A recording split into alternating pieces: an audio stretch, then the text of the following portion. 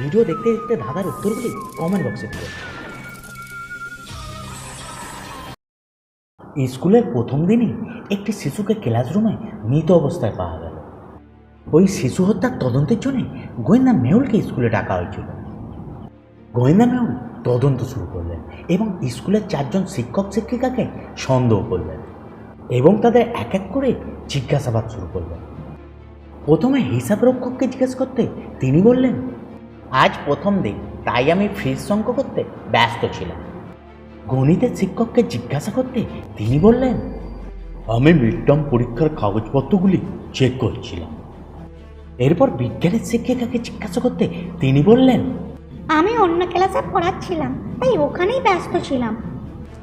এবং ল্যাব সহকারীকে জিজ্ঞাসা করতে তিনি বলেন যে, আমি সারাদিন ল্যাবেই ছিলাম, ওখান থেকে কোথাও যাইনি। এই 4 জনকে দেখে এবং তাদের কথা শুনে বন্ধুরা কি বলতে পারবে যে কে শিশুটিকে হত্যা করেছে? যদি বুঝতে পারো তাহলে কমেন্ট করে জানিও। ভাবো ভাবো।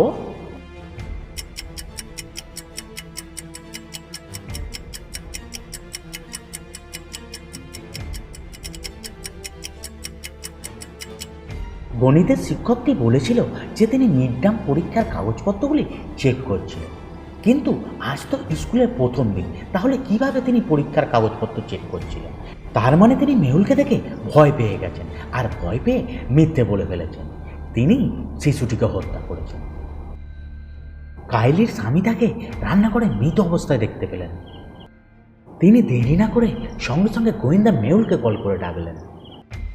মেহুল আসার পর তিনি মেহুলকে জানান যে তিনি তার 3 জন প্রতিবেশীকে সন্দেহ করছেন। এরপর মেহুল তার 3 জন প্রতিবেশীকে ডেকে জিজ্ঞাসাবাদ শুরু করলেন।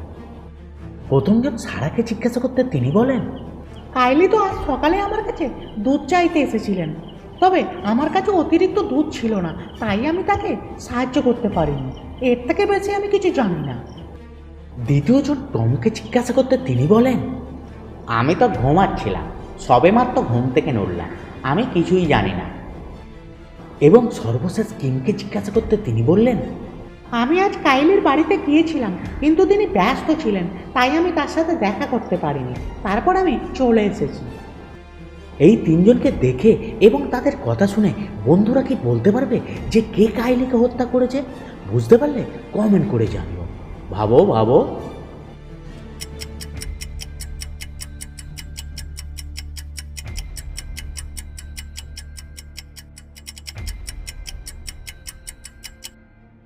সারা বলেছিল যে কাইলি তার কাছ থেকে দুধ চাইতে এসেছিল, কিন্তু তার কাছে অতিরিক্ত দুধ না থাকার কারণে তিনি কাইলিকে সাহায্য করতে পারেন।